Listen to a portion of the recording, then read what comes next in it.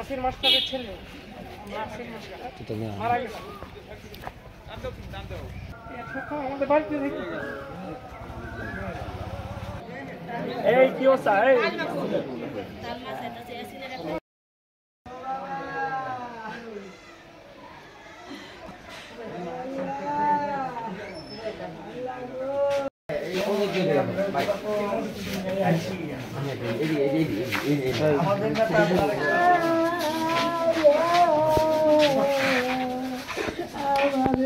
ইয়াসিন তো আমার খুব কাছের থেকে, আমরাও দুঃখিত।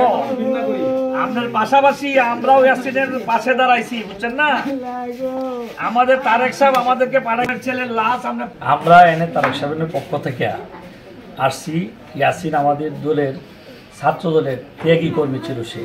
সে আমাদের প্রত্যেকটা কর্মসূচিতে অংশগ্রহণ করছে আমাদের সাথে। সে 28 তারিখ যে সর্ববৃহৎ প্রোগ্রাম, সরকার পতনের প্রোগ্রাম, এই প্রোগ্রামেও আমাদের সাথে সে অংশগ্রহণ করেছিল।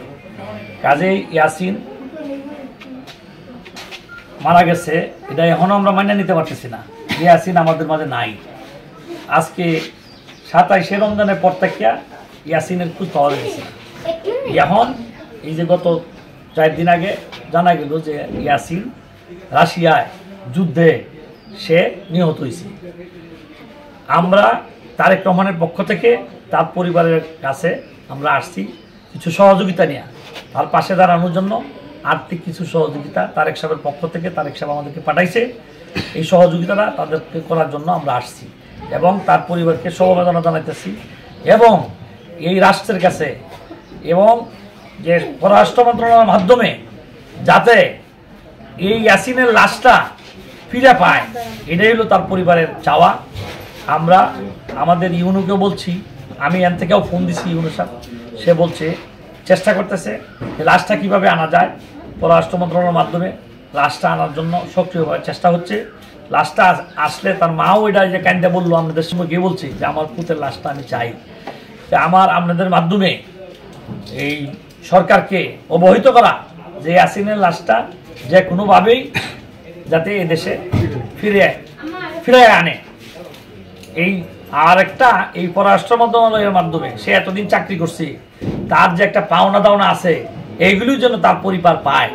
এটা আপনাদের মাধ্যমে এটা আমরা পররাষ্ট্র মন্ত্রণালয়কে অবহিত করতে চাই, আপনাদের পত্রিকা এবং সাংবাদিকের লেখনির মাধ্যমে যেন এইগুলি তারা পায়।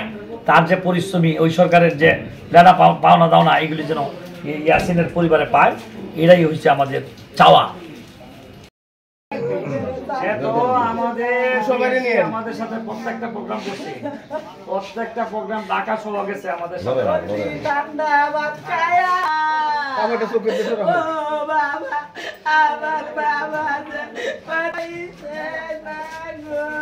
আপনার ছেলের লাশ ফেরত আনতাছি আমরা, বুঝছেন? লাশ ফেরত আনতাছি আমরা তারেক রহমানের পক্ষ থেকে।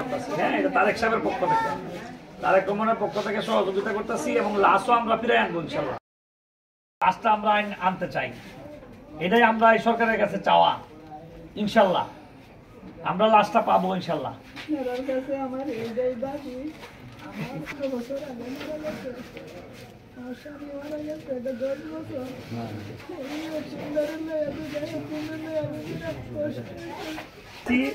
আপনার ছেলের লাশ যাতে আনা হয় এই প্রক্রিয়া চলছে। আপনার ছেলের লাশও ইনশাল্লাহ আসবে। হ্যাঁ, আপনার ধৈর্য ধরেন, আপনার ছেলের লাশও আসবে ইনশাল্লাহ।